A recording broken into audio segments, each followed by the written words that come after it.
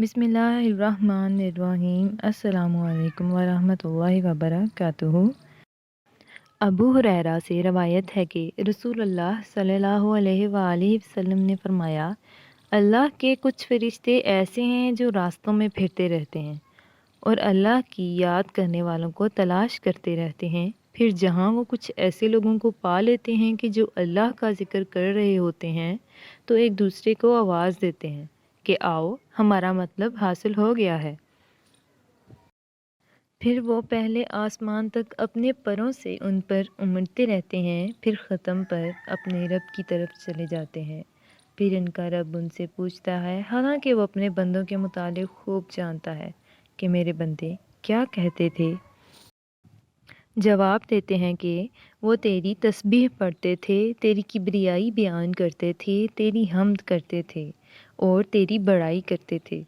پھر اللہ تعالیٰ پوچھتا ہے، کیا انہوں نے مجھے دیکھا ہے؟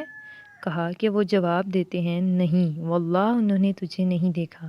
اس پر اللہ تعالیٰ فرماتا ہے، پھر ان کا اس وقت کیا حال ہوتا جب وہ مجھے دیکھے ہوئے ہوتے؟ وہ جواب دیتے ہیں کہ اگر وہ تیرا دیدار کر لیتے تو تیری عبادت اور بھی بہت زیادہ کرتے، تیری بڑائی سب سے زیادہ بیان کرتے، تیری تسبیح سب سے زیادہ کرتے۔ پھر اللہ تعالیٰ دریافت کرتا ہے، پھر وہ مجھ سے کیا مانگتے ہیں؟ فرشتے کہتے ہیں کہ وہ جنت مانگتے ہیں۔ بیان کیا کہ اللہ تعالیٰ دریافت کرتا ہے، کیا انہوں نے جنت دیکھی؟ فرشتے جواب دیتے ہیں، نہیں واللہ اے رب انہوں نے تیری جنت نہیں دیکھی۔ اللہ تعالیٰ دریافت کرتا ہے، ان کا اس وقت کیا عالم ہوتا اگر انہوں نے جنت کو دیکھا ہوتا؟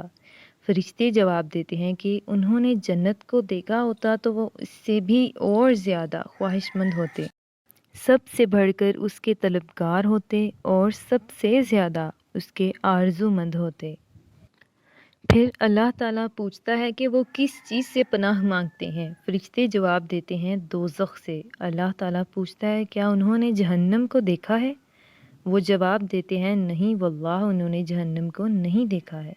اللہ تعالیٰ فرماتا ہے، پھر اگر انہوں نے اسے دیکھا ہوتا تو ان کا کیا حال ہوتا؟ پھر وہ جواب دیتے ہیں کہ اگر انہوں نے اسے دیکھا ہوتا تو اس سے بچنے میں وہ سب سے آگے ہوتے اور سب سے زیادہ اس سے خوف کھاتے۔ اس پر اللہ تعالیٰ فرماتا ہے کہ میں تمہیں گواہ بناتا ہوں کہ میں نے ان کی مغفرت کی۔ نبی صلی اللہ علیہ وآلہ وسلم نے فرمایا کہ ان پر اس میں سے ایک فرشتے نے کہا کہ ان میں فلاں بھی تھا جو ان ذاکرین میں سے نہیں تھا بلکہ وہ کسی ضرورت کے تحت آ گیا تھا۔ اللہ تعالیٰ ارشاد فرماتا ہے کہ یہ ذاکرین وہ لوگ ہیں جن کی مجلس میں بیٹھنے والا بھی نامراد نہیں رہتا۔